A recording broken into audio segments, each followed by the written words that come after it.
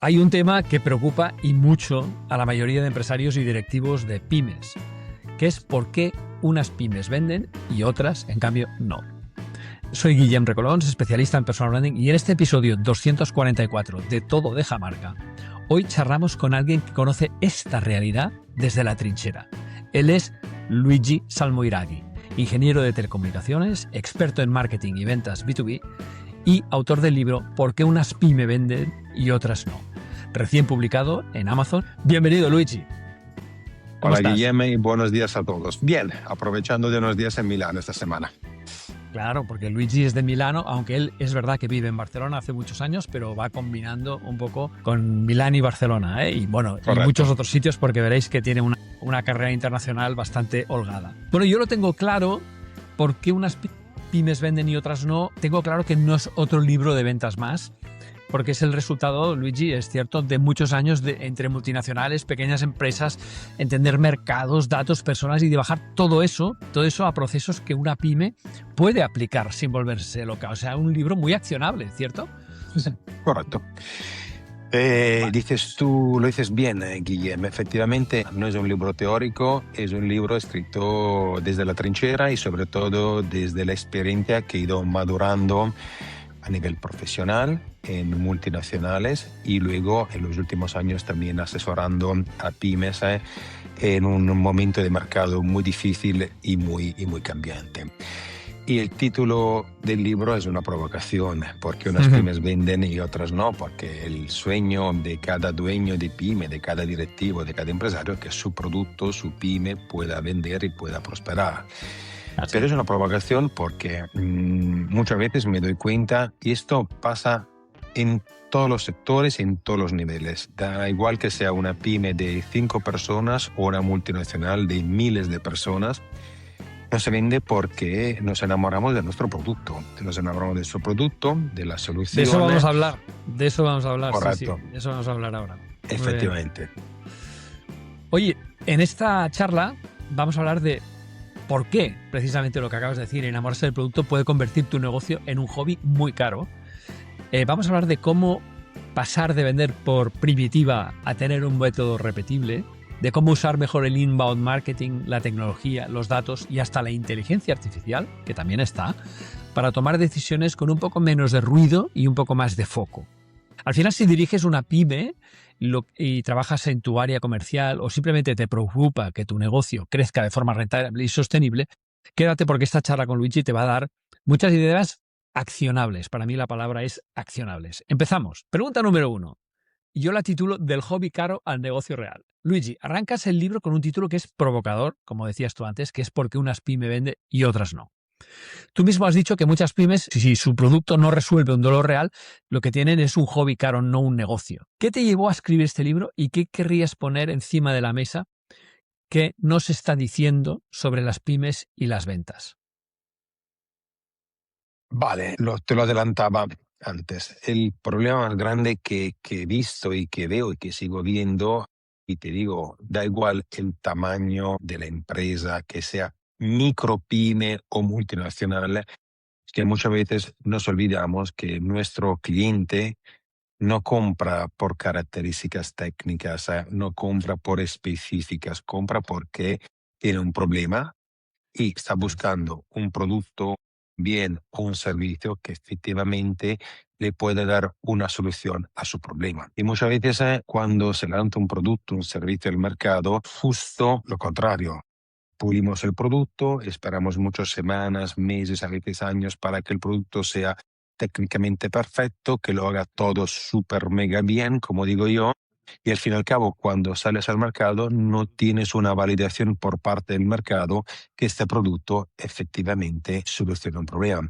Yo siempre digo a todos, enamórate del problema de tu cliente. A veces adelántate al problema que tiene tu cliente y no te enamores de tu producto. Eso para mí es fundamental. Una vez que sepas exactamente lo que tu producto puede ayudar y pueda solventar, entonces vamos a buscar, efectivamente, vamos a perfilar a quién y cómo tenemos que vender este producto y esta solución.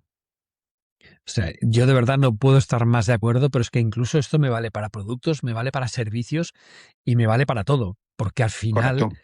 cuando yo hablo con algún cliente que es empresario y que por tanto ha creado a su hijo, que es su producto, pero está más orgulloso del proceso de creación del producto que no de las razones que puede tener la gente para adquirirlo, para utilizarlo, ¿no? O sea que no puedo estar más de acuerdo con esta introducción que has hecho. Enamórate del problema, ¿eh? Porque solo así podrás dar un buen servicio. Bueno, vamos a la pregunta número 2, que viene un poco consecuencia de la 1. Menos ruido, más foco.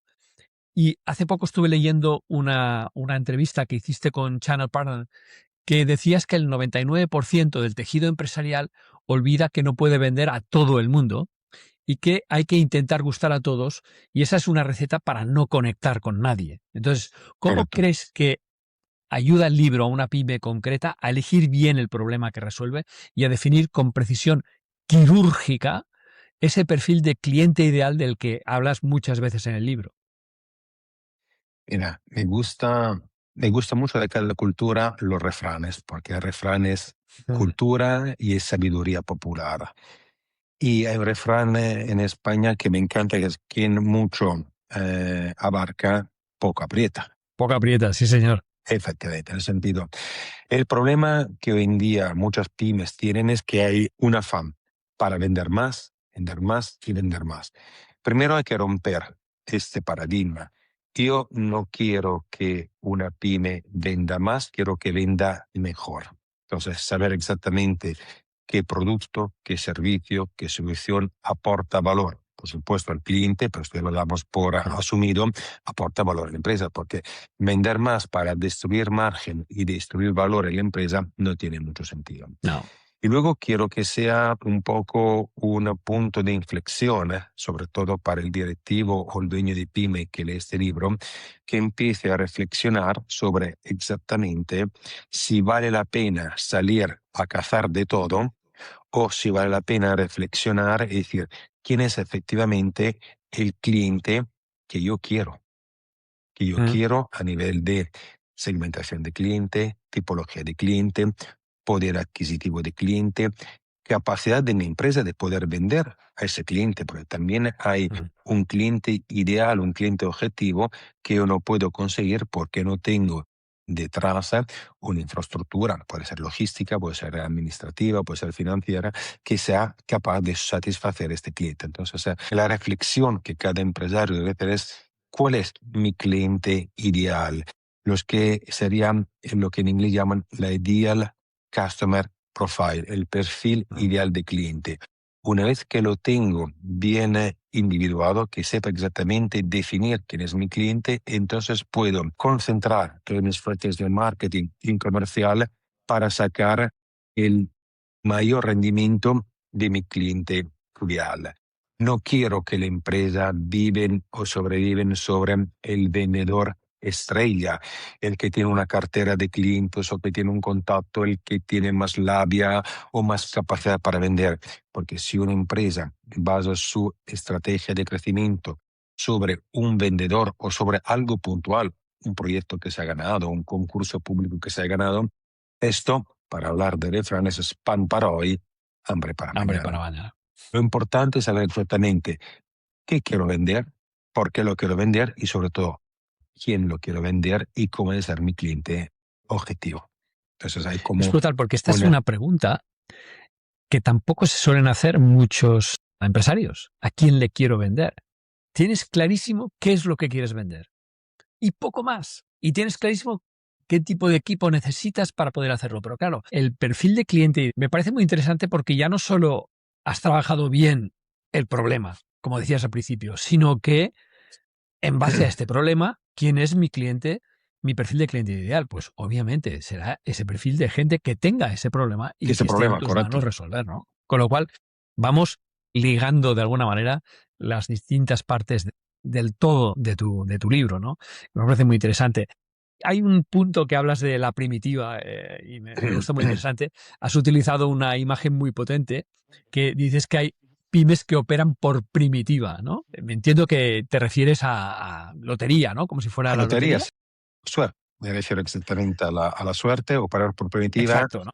para mí conseguir exacto, que operan como si estuvieran jugando a la primitiva, con meses buenos, meses malos, sin entender qué ha pasado frente a aquellas otras que sustituyen la improvisación por un método más repetible, más fiable, ¿no? Entonces, llegamos aquí, ¿qué elementos clave de este método que explicas en el libro hay para dejar de depender de este héroe comercial y de los golpes de suerte y ser un poquito más metódico? la palabra clave, acabas de decirla tú, es ser metódico, tener un Mm. método. No quiero tener un mes que venda 100 y otro mes que venda 40, por ejemplo. Yo prefiero que cada mes pueda tener un pipeline, como se suele llamar, un Sí. flujo de proyectos que sea estable y que cada mes que esté en un 70, 75, 80 para no tener esos picos. Primero porque esto ayuda a la empresa, sobre todo a nivel de flujo de caja, porque hay que tener en cuenta algo muy importante. Si no hay flujo de caja, no hay empresa. El objetivo de cada empresa es generar flujo de caja. Da igual que sea una empresa que facture 10 o 1.000.000. Necesitas vender, cobrar y pagar nóminas y sobre todo pagar impuestos o hacienda. Eso es fundamental en cualquier empresa. Entonces, vamos a construir un método. Una vez que tengamos el problema que solucionamos, que tengamos el producto o servicio que soluciona este problema, que sepamos exactamente a quién se lo podemos vender, intentamos poner un método por una fase de análisis del perfil, seguimiento, no vender por característica, más escuchar al cliente. Entonces es muy importante crear una arquitectura comercial, crear un plan comercial con etapas claras, con un embudo, los que en marketing se llama funnel, pero yo quiero hablar de embudo, de calificar los contactos, definir criterios objetivos muy, muy claros y sobre todo poner unos indicadores, los que en inglés llaman KPI, indicadores de prestaciones, que me sepan exactamente decir en cada estado del proceso comercial cómo estoy yendo, lo que debo mejorar y lo que ha ido mal para mejorarlo. Entonces, es un método, es un esquema, una estructura comercial, un flujo que hay que seguirlo y no dejar todo al azar, organizando también la actividad del comercial, del departamento de venta y sobre todo que los diferentes departamentos, marketing y venta sobre todo, dejen de operar por silos separados y por Sí. fin vuelvan y empiecen a trabajar con el mismo objetivo. Vamos, que hay más ciencia que intuición, ¿eh? Clarísimo. Sí, sí, sí, sí, correcto. La intuición te puede ayudar, pero yo siempre digo, Sí. la intuición se basa sobre la experiencia y lo que conoces. Intuición por intuición te puede ser bien una, dos veces, pero no es un modelo repetible. No. Yo quiero que una pyme, una empresa tenga un modelo repetible y que sea constante y escalable en el tiempo.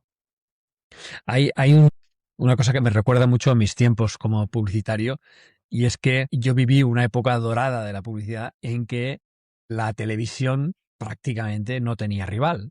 No existían las redes sociales, no existía nada, y por tanto, pues tú ponías un anuncio y lo veía todo el mundo, con lo cual te interrumpía, es cierto, el anuncio te interrumpía, era lo que se podría llamar outbound, ¿no? Pero sí que es verdad que no había nada más. En el momento que aparecen los blogs, los wikis, las redes sociales, etcétera, ya las marcas tienen que empezar a espabilar un poco más y pensar que la gente puede hacer zapping, que la gente no solo eso, sino que puede responder a las marcas de forma directa, ¿no? Entonces, Correcto. la pregunta 4 va un poco dentro de este contexto.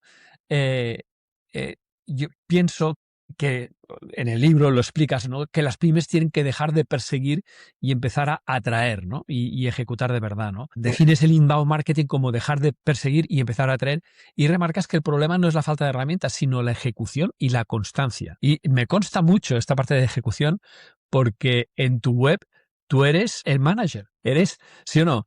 Te consideras una persona ejecutora hasta el final, ¿no? Y además utilizas mucho la estadística del 56% de los proyectos que fallan por culpa de la ejecución, ¿no? ¿Cómo planteas en este libro ese equilibrio entre la arquitectura tecnológica mínima viable, vamos a llamarlo así, el contenido de valor y la disciplina de la ejecución, tan importante? Mira, hoy en día tenemos una gran ventaja. El coste del marketing en los últimos 15, 20 años se ha abaratado mucho. Esto está claro. Antes tenía televisión, tenías periódicos, tenías grandes vallas publicitarias y era la única forma que tenías para conectar con tu público. Hoy en día el problema es que la pyme no necesita invertir miles y miles de euros en marketing o herramientas de marketing para hablar con su potencial cliente. Esa es la gran ventaja que tenemos hoy en día, porque hoy en día muchas veces la gente se compra un Ferrari para luego estar atascado en el tráfico urbano. Lo mismo hace la pyme, se compran un CRM de no sé cuántas características o miles de euros anuales por licencia y luego utilizan esta herramienta. Entonces, no tenemos que tener herramientas que luego se conviertan en cementerios de datos. Yo siempre digo, empezamos, probamos una herramienta, hoy en día para hacer herramientas se puede conseguir, pero quiero cambiar la atención desde la herramienta al contenido que vamos a transmitir, que luego sea redes sociales, que sea marketing, que sea un blog, que sea un podcast. Lo importante hoy en día, en un momento en el cual el consumidor, y todos somos consumidores, estamos bombardeados cada día de informaciones y hay una lucha para captar la atención del cliente, tú hoy captas atención solo cuando encuentras algo de valor. Entonces, el problema es ejecutar un plan y ofrecer algo de valor a tu cliente, un valor que tiene que ser una respuesta a lo que está buscando en ese momento. Y la búsqueda puede ser por internet, por redes sociales, por un newsletter, por muchos medios de comunicación. Entonces, para atraer el cliente hay que ofrecer valor. No se puede generar contenido solo para generar contenido. Hay que tener en cuenta algo muy importante que para mí cuando lo leí y lo estudié hace muchos años fue un momento eureka, como se suele decir.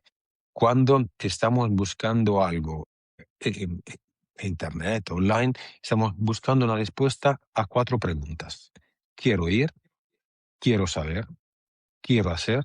¿O quiero comprar? Todo el contenido de valor que nosotros creamos, nuestro departamento de marketing de crear, debe dar una respuesta a una de estas 4 preguntas. Si no contesta a una de las 4 preguntas, es contenido totalmente vacío y que no aporta valor. Sí, sí. Que no tiene retorno. Y No además me tiene gusta retorno. porque yo creo que tú alguna vez has hecho running, ¿no, Luigi? Como hobby. Y claro, en una carrera, en una competición, sea la que sea, o media maratón, una maratón, hay muchos beginners, ¿no? Hay muchos que inician la carrera, pero hay menos finishers, ¿no? Entonces la ejecución para mí es esto, ¿no? Tienes que llegar al final, tienes que acabar. No importa si ganas o pierdes, pero por lo menos tienes que acabar. Y esta para mí es una parte muy importante. Y acabar requiere una estrategia. Con lo cual, yo creo que es un símil que nos puede ser bastante interesante. Luego hay otro tema, tú dices que sin datos el marketing es un experimento emocional y las ventas un juego de azar, como la primitiva, ¿no? Y que la gracia está en pasar de la información bruta a la sabiduría operativa. ¿Cómo explicas en el libro, de forma aterrizada para una pyme, ese viaje para acumular datos hasta tomar decisiones diarias, qué productos impulsar, qué clientes priorizar o qué canales abandonar? Me encuentro con 2 tipologías de pyme. Hay pymes que me dicen, no tengo datos. Y le contesto que no es absolutamente verdad. Los datos existen, estamos rodeados de datos. Puede ser que la pyme no sepa verlos, utilizarlo o enriquecer el dato, muy importante. O sea, una primera labor que hay que hacer es analizar las fuentes de datos que tú puedes tener y ver si las fuentes de datos que tú tienes son de verdad útiles para tu trabajo, primero. Y luego hay las pymes que dicen, tenemos demasiados datos y no sirve de nada, hay un cementerio de los datos, como digo yo. Sí. En este caso, el trabajo que tenemos que hacer, que aconsejo hacer es, como siempre, punto de inflexión, pensar, reflexionar y sobre todo relacionar el dato con tu objetivo comercial, con tu objetivo estratégico. Y además, el dato es muy bonito porque dependiendo de cómo visualizo, cómo preparo este dato, me puede aportar diferente información a diferentes niveles. Entonces, el dato es algo que se adapta a la necesidad de la empresa. Un directivo leerá el dato de una manera, el departamento de marketing de otra, el departamento de postventa de otra. Entonces, para mí, para que el dato sea accionable, que es para mí fundamental, para mí los datos tienen que ser, primero, yo siempre digo auditables, tiene que ser un dato real, un dato que no sea un dato inventado, tiene que ser un dato accesible. Entonces, toda la empresa necesita tener acceso al dato, que es otro de los problemas del cual hablaremos más adelante, y sobre todo debe ser accionable. El dato no tiene que ser solo una foto bonita, un cuadro que vemos en un museo, pero tiene que ser algo que me dé un input para que el mismo día, el día siguiente, yo pueda tomar decisiones basadas en datos y no en olfato. Claro, y prever tendencias, por ejemplo. Es La decir, tendencia. mira, tú que también eres vamos a ponernos en el carro del sur europeo, ¿no? Ahí teníamos mucho la tendencia. ¿Cómo han ido las ventas este trimestre? Bueno, no han ido mal, ¿eh? Pues, la verdad es que no me puedo quejar. A ver, no, señor. Esto no se dice así.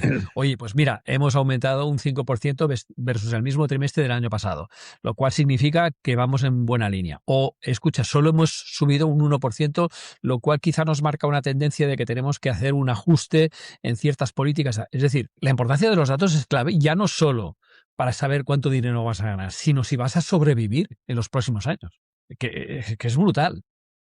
Los datos. Y por suerte en el sur de Europa ahora estamos empezando a utilizarlos, pero yo creo que en tu libro hay un capítulo dedicado a esto con claves muy buenas sobre todo y muy aterrizadas para lo que podría ser el director de una pyme no demasiado grande que no sepa qué hacer y que no tenga lo que tú has dicho antes de la acumulación de datos sin darles uso. Se parece mucho al síndrome de Diógenes. No sé si has oído hablar ¿no? de esas personas que acumulan y al final hay una gran que un poco lo hacemos todos. Yo muchas veces guardo contenidos de LinkedIn, de Instagram y tal, y jamás vuelvo a verlos, jamás vuelvo. Es una cosa tremenda, ¿no? Los datos asustan, los datos dan miedo, Sí, sobre todo sí, sí. si detrás no hay una educación a usar el dato. Lo que decías tú, empezar de hablar diciendo ha ido bien, hemos crecido un 3% con un margen bruto del 20, 30, 40, lo que es el margen de ese sector, es un cambio cultural que tiene que empezar desde arriba y luego tiene que bajar, asentarse en todos los niveles de la empresa, porque no tiene sentido que arriba se hable un idioma y abajo se hable otro idioma. Y el único idioma que pone todos de acuerdo es el número, Sí. independientemente del origen, la cultura, el idioma, es el número. Es un lenguaje universal. Hay los números y las notas musicales, que son iguales para todos. Oye, hablando de inteligencia artificial, pues claro, este libro, evidentemente, publicado en 2026, no puede no hablar de inteligencia artificial. Me ha gustado mucho cuando dices que el riesgo de la IA es generar un más ruido irrelevante y que en redes una pyme B2B no debe jugar a ser una agencia de entretenimiento, ¿no? Entonces, ¿con qué criterios concretos propones en el libro? ¿Cuáles son los criterios que propones para utilizar la IA, el SEO, el GEO, las redes sociales, de manera que cada pieza de contenido corresponda a lo que decías antes, ¿no? Al quiero saber, quiero ir, quiero hacer, quiero comprar, y te lleve a una decisión, no solo a un like. Es decir, que menos likes y más decisiones, ¿no? Correcto.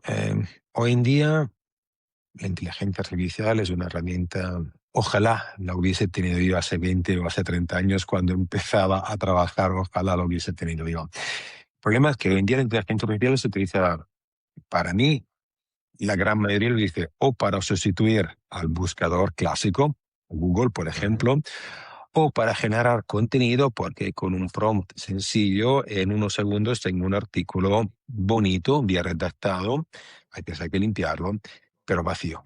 Eso no tengo que Sin generar alma, sin contenido alma. Yo sin digo sin alma. alma, sí, sí, sí. Es un contenido sin alma, es un contenido, eh, por supuesto, pero no aporta valor en el sentido, no aporta valor en el sentido que mm, qué imagen queremos dar a nuestro cliente o a nuestro potencial cliente.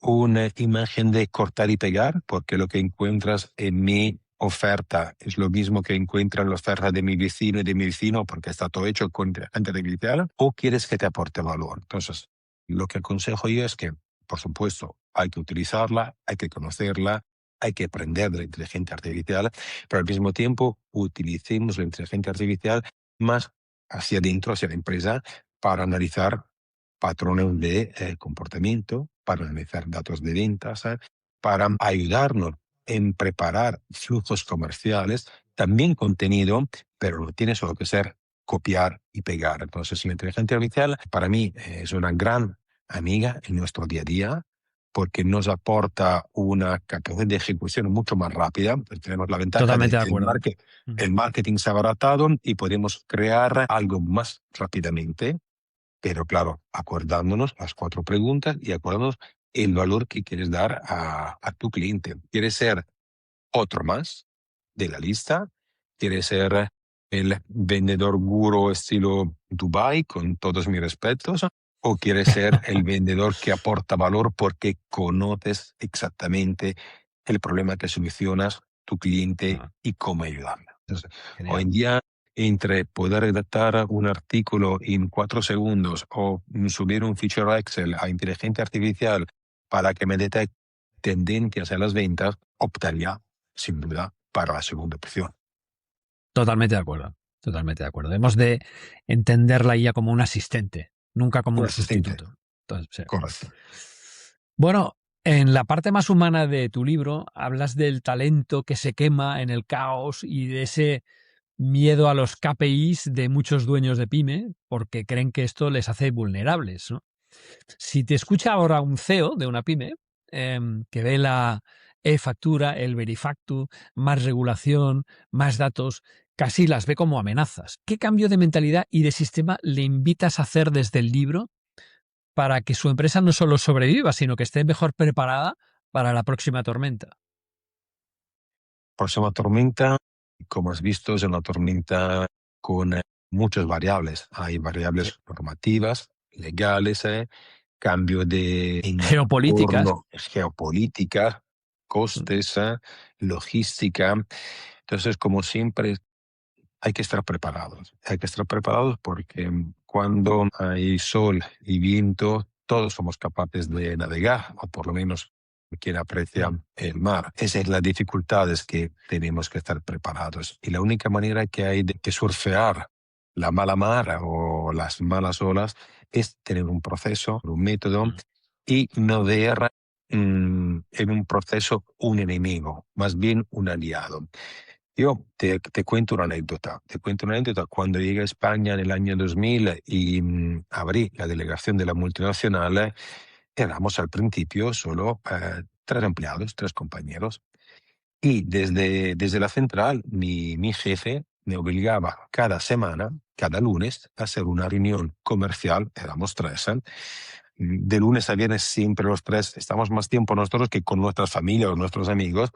Y un día le pregunté, ¿por qué me estás obligando cada lunes a hacer una reunión comercial y a pasarte un report cuando con 3 personas no hace falta? Y él me dio un enseñante de vida muy importante, profesional, porque hoy sos 3. Pero si mañana ves a ser 20, 30, 40 o 50, si tú no Mm. tienes este método aprendido desde pequeño, luego no lo vas a aplicar jamás. Entonces, lo que al principio para Buena mí era filosofía. un estorbo, porque claro, con 3 compañeros sabíamos de todo, a dónde íbamos, los clientes que veíamos, lo que se vendía, lo que no se vendía, los pedidos. Cuando luego tuve la suerte que esta empresa a nivel nacional creció, llegó a facturar más de 40 millones de euros, el equipo pasó de 3, efectivamente, a 30 y pico personas, teniendo este método bien aprendido, ya era algo. Entonces, yo siempre digo lo mismo a los empresarios, a la PYME, a los propietarios directivos. Aprende el método. Puede ser que hoy en día tú no sepas el valor de este método, pero cuando llegará un momento difícil, ya te acordarás de la bondad de este método. Es un poco el Totalmente. mensaje que doy a los empresarios. El Verifactu o la facturación electrónica puede ser un problema hoy en día porque tienes que adaptar todo, sí, pero de aquí a 3 años, y te lo puedo decir porque en Italia la facturación electrónica entró en vigor ya hace muchos años, para la empresa es una gran ventaja porque la relación con la administración pública es mucho más rápida y ágil. Claro, entonces es el mensaje que doy. Dedícale tiempo al método y a la teoría. Come Muy quando bien. aprendes un deporte nuevo, que sea un Sí, deporte sí, de exactamente atleta. igual. Y ¿te acuerdas cuando no teníamos Todo las requiere marchas? Correcto. metodología y práctica.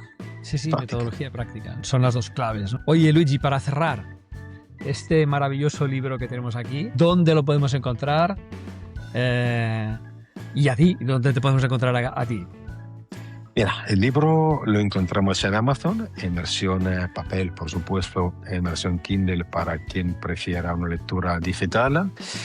También puedes encontrar mi página web, luigisalmoiraghi.com, o con el código QR que en el libro que remite a mi página web. Y encantado de hablar, charlar con empresarios, con pyme que quieran tomar un café y comentarme los problemas que van a solucionar y cómo convertir este problema en un éxito para su pyme, para su empresa, y sobre todo que puede ser sostenible, escalable y duradera en el tiempo.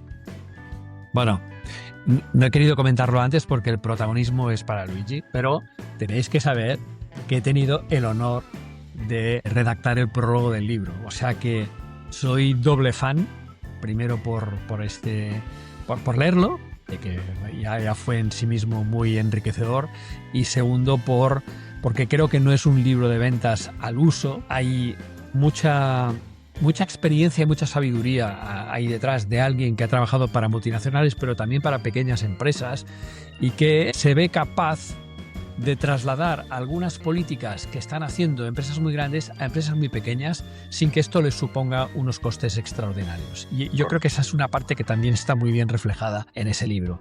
Me gustaría que los empresarios, y yo también lo soy, supiéramos trabajar un poco más la incomodidad a veces que puede suponer cosas como los datos, la IA, los CRMs, cosas de ese tipo, porque al final siempre vas a encontrar gente y técnicos que te lo sepan gestionar desde dentro de tu propia empresa, o incluso subcontratarlo, no hay ningún problema en hacerlo, y de hecho Luigi también se dedica como consultor a esto, pero este libro os puedo asegurar que es muy útil. Así que, bueno, Luigi, muchísimas gracias. Bien, gracias. Y a vosotros, gracias por escuchar esta entrevista. Luigi Salmoiraghi, de este episodio 244 de Todo Deja Marca. Voy a poner los enlaces de la web de Luigi y el del libro, el de Amazon, en las notas del episodio para que podáis descargarlo y leerlo y dar vuestra reseña. Un fuerte abrazo. Muchísimas gracias, Guillermo, y gracias a todos.